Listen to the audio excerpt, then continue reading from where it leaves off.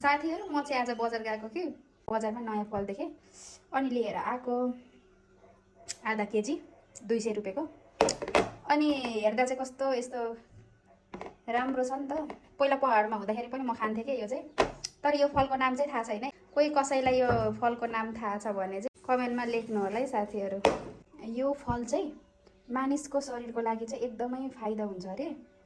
अनि त्यही भएर पनि मैले चाहिँ लिएर आएको है यो चाहिँ हेर्नुस् है साथीहरु मैले चाहिँ खाँदै छु पनि कस्तो टर्रो टर्रो मिठो मिठो मिठो अनि टर्रो टर्रो हुन्छ ह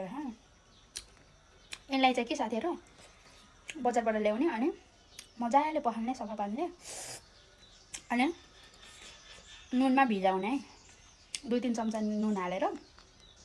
सर्लक्क एकछिन 4-5 मिनेट नुनमा चाहिँ भिजाउनु होला अनि खानु एकदमै स्वादिष्ट हुने रहेछ